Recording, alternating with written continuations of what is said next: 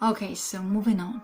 After your students have given you, or you have given to them, or you have created together all the possible frequency adverbs, and you tell them that even if they are not seen in a sentence, but they are meant, it's still present simple, your students have to put that into practice. Yeah. So let me remind you how you teach and how you make the material really be taken by your students, not only, just seen and forgotten. So at first you present, is the first part, presentation. Second, you discuss the details with your students. So yeah, in presentation, students are passive. Then when you start discussing, they get more active. Then the third stage, you help them to be making their own examples. So they are like, so let's say students are 70% active, and you are like 30% active, so more passive, and they take more initiative, they start using these examples. And then it's like the final stage when they start making examples by themselves. And better, like the perfect way, if you do, if you put all of the new material into speaking. Yes, so your students discussion, it's when you present, it's listening, discussion, it's speaking, but not speaking using the much of new material. Then when they're making more examples, it's speaking, more of speaking, but still it's not a guarantee that they will be using that without you, without your guidance and your control. But the fourth stage, it's when they learn to be using the new material in their speaking practice by themselves. This step is very, very important, and unfortunately a lot of schools and a lot of teachers really omit this step. They think, oh, if people have really learned the material, it means they will automatically start using that.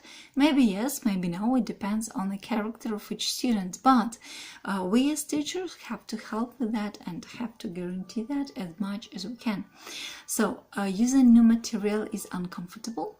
That's why you have to push your students to do that, and then there is more chance that they will be using that without you. That's why this fourth stage is when they are speaking, using as much of new material in their speech, and you help them to do that, provoking them, using or giving them this kind of activities, tasks, and so on.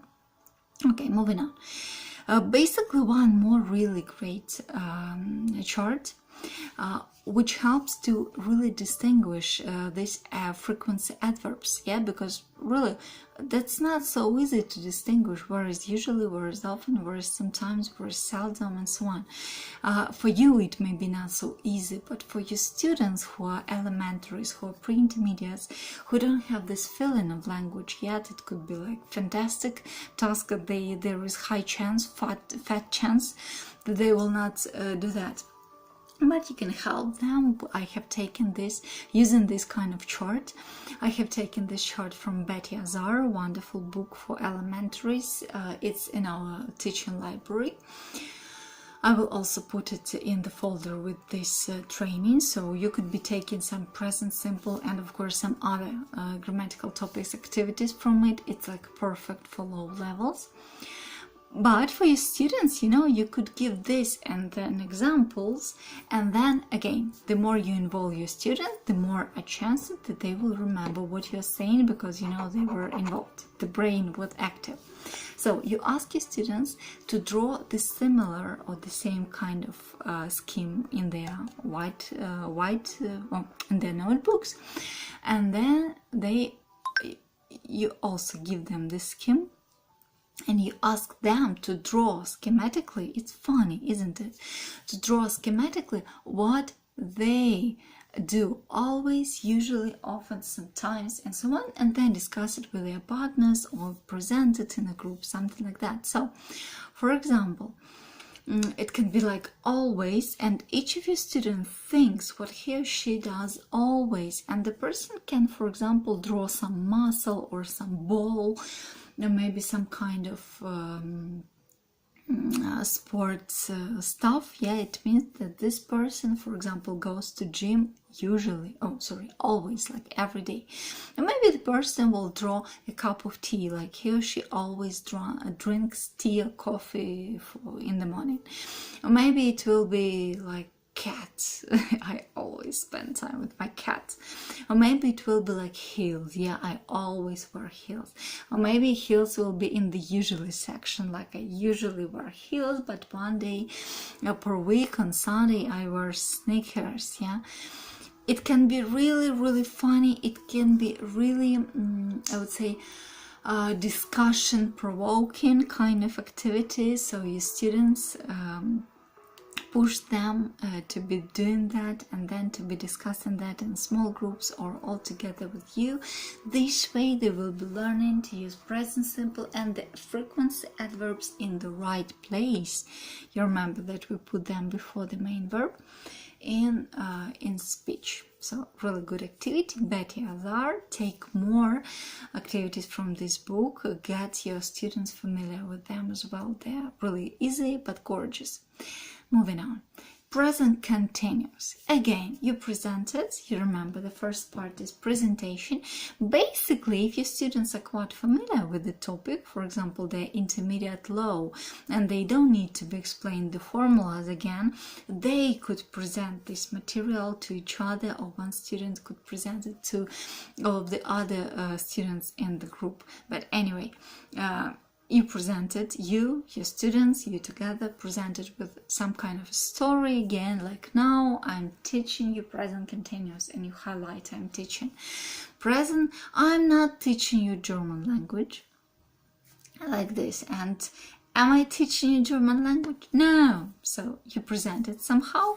You again, just to make it visible for your students, especially if they are low level, how they change, how the tenses change, you show it to them in one sentence, like how one sentence changes in different forms, maybe with different people. It's like I or he, she, they. Yeah, but you present it, then your students make their own examples, discuss it all together or in the groups. But if we are talking about when, it is my own system, it's my own distinguisher of this tense. It's basically how to recognize present simple, present continuous in mother tongue, in Russian, Ukrainian, doesn't matter the language the person thinks,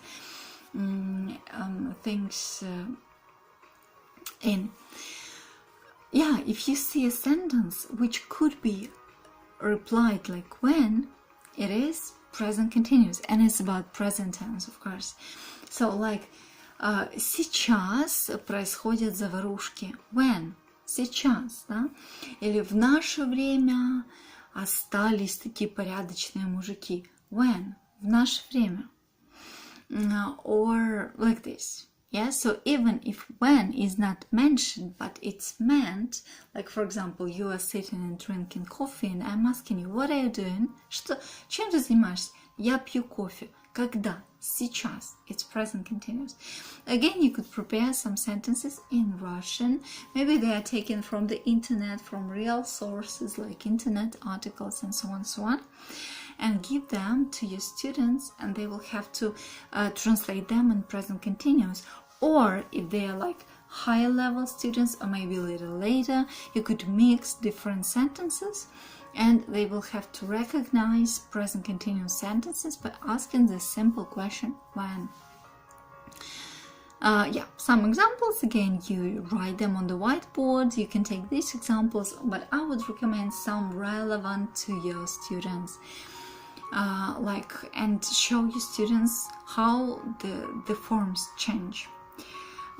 So present continuous stands for process or progress. So present simple fact or routine, present continuous process or progress. Again, you can take one sentence and see and show to your students how it's different when the sentence is meant to be in present simple or in present continuous. Like, что вы продаете? Вообще, it's fact, yeah. Что вы продаете сейчас? It's process. Or, for example, я обычно бегаю по утрам. It is routine, yeah, present simple. Я сейчас начинаю, или сейчас я работаю над тем, я становлюсь тем, кто бегает по утрам. This is progress, yeah. Or я знаю английский. This is fact. Я прогрессирую в английском, я учу английский, я становлюсь лучше в английском. This is progress. And again, you give just 1-2 examples to your students, and all the other examples they make by themselves. You remember, presentation, then you discuss the topic, give examples and so on, then they practice with your guidance, then they use it or start using that and speaking with your minimum guidance. It's like that. So this is good for the second stage, when you have presented the material and it's time to give your students more feeling on that. So you discuss all these rules and peculiarities together, making examples together. More they make examples than you do. So, and basically the time to decode what is when it is around now. It's so important. Please highlight to your students that it's crucial. It's not present continuous, it's not only about now, because guys, that's what really distinguishes, for example, intermediate from upper intermediate, or person who is really good at English and person who is like having like middle level understanding of such kind of peculiarities. So it's not only about now, it is around now, like today, this week, all these things, yeah. It's when. And again, so you highlight it, you have discussed. If your students disagree with you, that's okay. You debate, you explain your point. Maybe you learn something from your students, because really, we really have to be listening to our students, listening to their feedback. It can really help us to become more versatile or more multi-developed, something like that. And then the next stage, the third or the fourth stage, you ask your students to be talking, to start talking, describing something, using present continuous. And please monitor this very carefully, because since it's a new material, they may want to ignore it. Not on purpose, of course, but you know, our brain doesn't want to tense so much, so this new material could be really ignored. I don't allow your students to do that. Just monitor like that they are using these tenses as often as possible, and in the correct and accurate way as well, of course. Yeah, basically I have prepared some number of activities close to life. Remember that we take minimum from books and we take maximum from real life. So I have taken some articles, some examples from articles in present simple and present continuous. And the next part, these are also some examples of real life articles, taken from real internet, and they could be used as tests. You remember we conduct A test and B test, so the same one article can be used as A test. And then after you have learned all this material as B test, and you just look at the delta, at the progress, and this kind of activity could be just used to practice, or some kind of home task or something like that. Again, some more sentences as examples to translate. Again, you remember that you create sentences which are interesting for your students. If they're interested or they need to learn business English, you give them business English examples. If they're interested in fashion, you give fashion examples, and so on. You could also take some article in Russian from the internet and translate with your students only present simple and only present continuous sentences. For example, it could be their home task and then you discuss it in the class. Usually students are highly interested in real life activities. So basically what you do, you take any random article on the topic which is interesting for your students, and then you together with them find simple, continuous, and maybe whatever other sentences, it depends on the topic you're teaching to them, and they have to translate only these sentences, translate correctly. And of course they could be checking each other, they could exchange their homework and so on. Non-progressive verbs, of course, this topic is really crucial.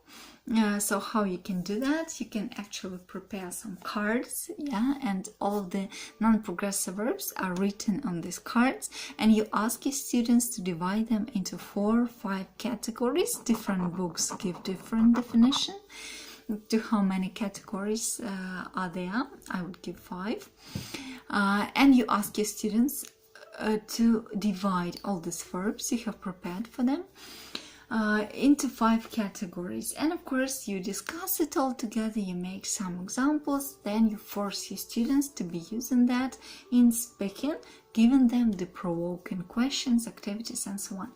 Just now let me give you these 5 categories of non-progressive verbs, and again you could use this presentation. No, you're highly recommended to use this presentation to present them to your students. Okay, so 4, 5 categories. First category, again, you could show this picture to your students. It's the presentation part. And then you ask your students to guess or to remember what kind of non-progressive verbs belong to it. So they give some examples. Again, they could be doing that on the whiteboard, like 2 group, and they give their examples on the whiteboard. Then so it's all connected to fill-ins. The more detailed information is in the present tenses presentation for advanced level. For intermediate advanced level, there you will see the examples of these verbs and some other activities, some other nuances which you could deliver to your students. Just now only the categories, because your students, they are low level, you don't need to overload them with a lot of information which they cannot digest at this level. Basically, when they are like into elementary, pre-intermediates, you just familiarize them with the existence of such ideas, non-progressive verbs, and you make them learn 5 the most usable verbs in each category. Here it's love, like, dislike, hate, and add 5th on your preparation. The next category is brain activities. So basically the verbs are know, understand, realize, forget, and remember. You can add something on your behalf. But again, when presenting it, you could use this picture and make your students remember the verbs and guess what you mean at all. We are guessing and discussing. They will they will remember more, that's for sure. Or you could prepare some cards and again name the categories. Brain category, after they have divided all these verbs into 4 or 5 categories, and then you give them the examples of the verbs, then practice, then speaking. The next category is possession. Yes, so basically 5, even not 5, 4 verbs, 4 or 5 verbs. It's belong to, have, own, owe, and possess, maybe. The next, it's characteristics, because characteristics are stable. So basically one more explanation how present simple is different from present continuous. Present simple will discuss it more in the intermediate advanced presentation, but still present simple is more about stable things. Yeah, it's stable. So characteristics are plus minus, comme ci, comme ça, stable. But present continuous stands for something temporary. For example, if you are saying I have a house, it's kind of stable. That's why we say it in present simple. Yeah, but if you're saying I am having, and it's like, yeah, the non-progressive verb of possession never continues. But when it is I'm having coffee break, it's not stable. You'll finish your coffee in 5 minutes and return back to work. That's why it's okay, it's absolutely allowed and needed to be used in present continuous here. So again, the verbs of characteristics. It is smell, taste, cost, weight, include, consist, these kind of verbs. Yeah, also it's important, maybe if your students are ready to digest that it's important to show the difference between it smells nice and I'm smelling the flower, it tastes nice, I'm tasting soup, I see you, I'm seeing you. But this will be more detailedly explained in the advanced level presentation. So just listen to that presentation and then decide whether your intermediate low or elementary low students are ready to be taking this information, or maybe later. Yeah, so basically how to put that into speaking, just some kind of brief ideas. Of course, this presentation is editable. You can add your own techniques, your own offers, your own activities to this presentation.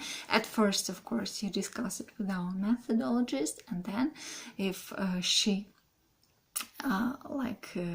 agrees that's a great idea, you add it to this presentation, and all the new teachers, all the other teachers will be using your material. So don't hesitate to do that with your favorite activities.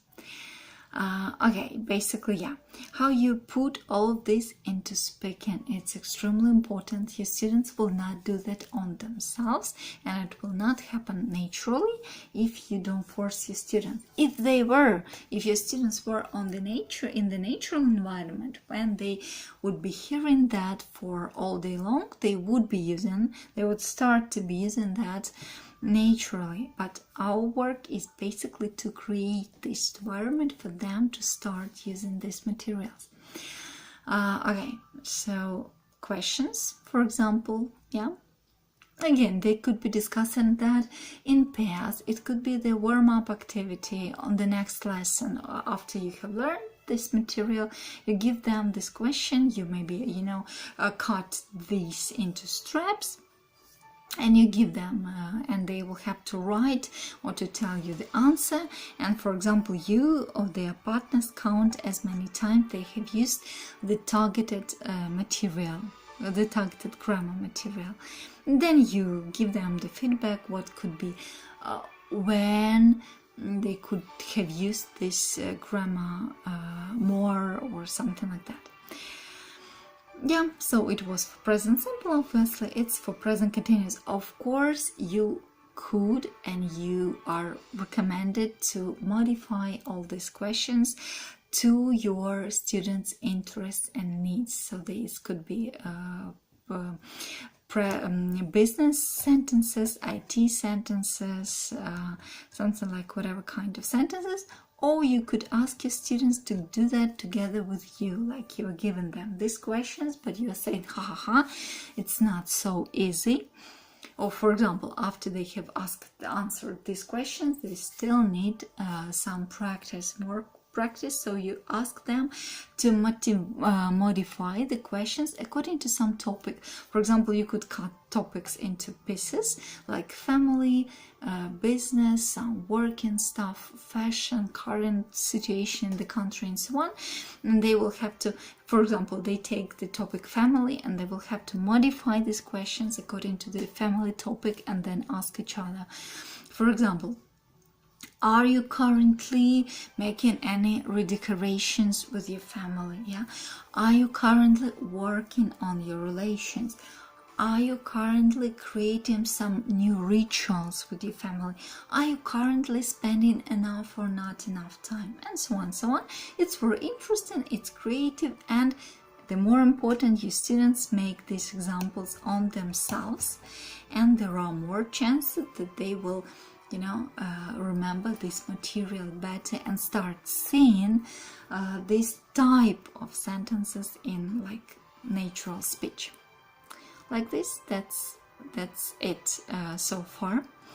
So basically, next part will be the presentation about teaching present tenses for intermediate and advanced levels. And there I will tell you some interesting materials. How could you also teach present perfect to low-level students? Please watch that presentation. And about this presentation, you know what to do. There is the feedback form. You will have to fill in the feedback, and then in 1 week send a short report what you have used from this presentation. You have to use minimum 3 things in your classes. Okay, so basically thank you so much for watching. Looking forward to your feedbacks. Have great classes today. Bye.